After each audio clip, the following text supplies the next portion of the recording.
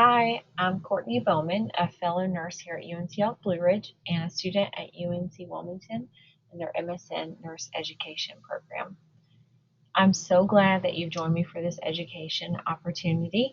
We're going to be talking about essential practices for central line care and maintenance and CLABSI prevention. So let's go ahead and jump right in.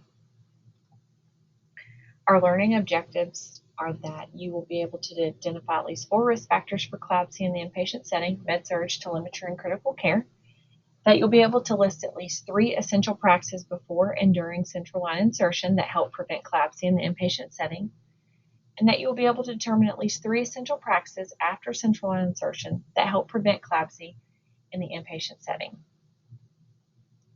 What's a CLABSI anyways? A central line associated bloodstream infection is a primary bloodstream infection in a patient that had a central line within the 48-hour period before the development of the bloodstream infection and is not bloodstream related to an infection at another site, according to the CDC. For the purpose of this education, a central venous catheter and a PICC line, peripheral inserted central catheter, are going to both be included whenever I mention a central line, because according to research, the likelihood of CLABSI with PICCs, as with CVCs, remained higher for admitted patients. So when you're thinking about this stuff, also consider your patients have PICCs, not just IJs, femorals, subclavian, central lines, but all inclusive in that area. All right, so what are CLABSIs costing us? They're a highly prevalent problem in intensive care units all over the country and the world. These infections are associated with over 28,000 deaths yearly and cost over $2 billion. They are considered the 3rd most common type of healthcare associated infections, and they account for 24% of all hospital-acquired infections, and they are the most dangerous. So what's the data have to say? I wanted to share this graph with you guys because here at UNC Health Blue Ridge, the educators completed a gap analysis. They looked at central line associated bloodstream infections over the past few years, the incidence of it, and these are always have to be reported to the NHSN, and they have a standard infection ratio. So you see our ratio of having infections throughout the past few years have fluctuated. It was around 0.4 in 2020, 0.3 in 2021, 3.1-ish in 2022, and it's slowly trending back down around 0.8 in 2023. This is really important because according to the CDC, among the 71 acute care hospitals in North Carolina with enough data to calculate an SIR, 18% had an SIR significantly higher than 0.92. So pat yourselves on the back because you are already doing a phenomenal job preventing CLABSIs in our patients here at UNC Health Blue Ridge. Our infection rates are not skyrocketing or out the roof, and we continue to do better each day. And so I just wanted to share this graph with you so you could see behind the scenes, like the why of why all these small things are so important. Changing the tubing, the CHG baths, charting our indications, and removing the lines when they're no longer indicated. All these things are so important, and these small things that you do really do make a difference. All right, so how can we do even better? Well, let's think first about risk factors for CLABSI in our patients. So if a patient's prolonged hospitalization prior to insertion, if they have prolonged duration of the catheter being in place, a heavy microbial colonization at the insertion site or catheter hub, multi-lumen catheters, concurrent catheters, neutropenia, a BMI greater than 40, reduced nurse-to-patient ratio in ICU, TPN, and substandard catheter care. For the primary focus of this learning, I want to focus on the substandard catheter care and prolonged duration of catheterization. So indications for central line, we have a VAD algorithm guideline here at UNC Health Blue Ridge, and on that algorithm is listed our indications. You can also find the indications listed in EPIC when you're documenting on your central line. Before the central line is placed, when the order is placed by the physician, you want to make sure that you've discussed or you see the reason or the indication for the central line. One of these indications need to be there for the patient to have the central line or for it to stay in place. If they are unable to maintain peripheral access, if they have medications that are requiring central line access. TPN, they have an inability to provide multiple medications or blood products through an IV.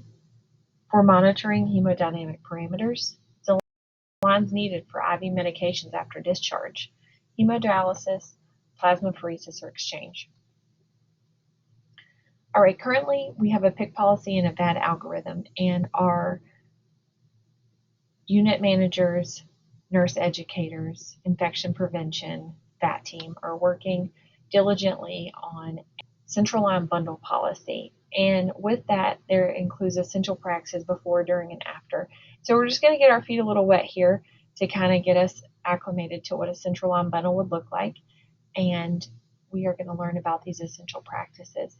So first off, you want to make sure that there is the evidence-based list of indications, which we do have, and we're using those indications. And then our providers that are placing the lines, our VAT team, are all competent. Our VAT team goes through BARD training. They also have to have multiple checkoffs before they're allowed to place central lines independently, and they have done so. Also want to make sure that we are using our CHG antiseptic prep before we are inserting the central line. All right, during insertion, make sure hand hygiene is really important.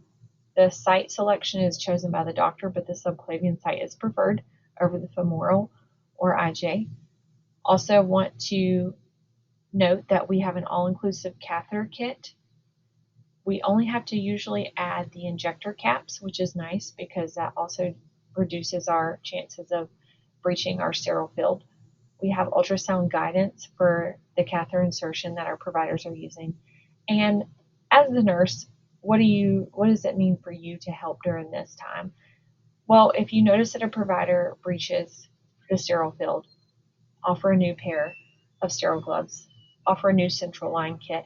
Don't be afraid to speak up and advocate for that patient. And just one small change as to just kind of starting over is not going to hurt anybody, and it will help your patient. So make sure you're there to help with that sterile process, and also make sure that we are using the CHG antiseptic for the skin prep. All right, after insertion, this is the most important area, I believe, also in preventing CLABSIs in the hospital. So with that being said, want to make sure we're doing our daily CHG bathing and including that in our documentation. If it's not documented, it could look like, oh, that's what's causing our infection. But if you're doing it and you're documenting it, then we know, okay, there could be something else there. So we want to make sure that we are documenting it after we do it and that we're doing it daily on our patients with central lines. Also, make sure we're removing central lines that are no longer meeting an indication.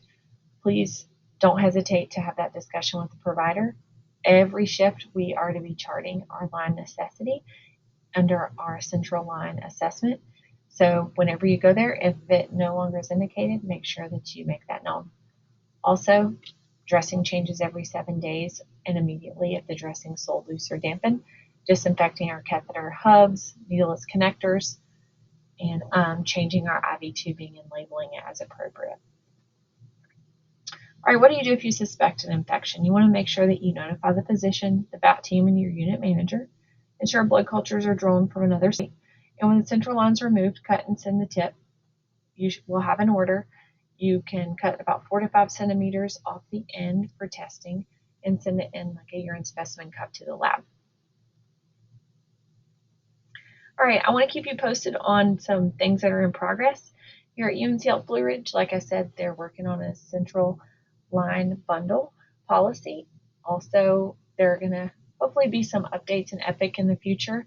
Cerner used to have, once the order was placed for a central line, it automatically populated central line dressing, the CHG bath, the flushes, the line assessment. But currently our VAT team, nurses are going in and putting in all of those tasks for us, which is quite a hefty job, but we do thank them for that. But we're hoping that in the future, those will just automatically populate when the order is in, and we can ensure that we continue to do what we are supposed to be doing and have that extra safety measure in place. All right, so resources. If you have questions or concerns about central line care maintenance, reach out to Stephanie or CJ with the VAT team. Their extension is 6558. Also, you can reach out to your unit educator, Mindy in critical care at 5514, Suzanne on telemetry at 6555, and Emily on med-surg at 6131. After this slide, you're going to notice that there is a brief video for you to watch. There's also going to be a post test with 10 questions. The benchmark is 80% for module credit. Make sure you include your name and your home unit. After that, you'll notice that we have identified at least 4 risk factors for CLABSI in the inpatient setting. We are able to list at least 3 essential practices before and during central line insertion that help prevent CLABSI, and we've determined at least 3 essential practices after central line insertion that help prevent CLABSI in the inpatient setting. Why are we doing all this? In conclusion, to decrease the standard infection ratio even more, because we're already doing a great job. We're going to do it even better. To decrease the length of the hospital stays for these patients so they don't have to stay getting treatment for an infection they didn't come with. Also, we can reduce costs by not having to use those resources. And also, importantly, is reducing mortality at UNC Health Blue Ridge caused by CLABSI. Thank you so much for your time. Enjoy the video. You're going to do great on the post test, and it's been nice learning with you. Have a great day.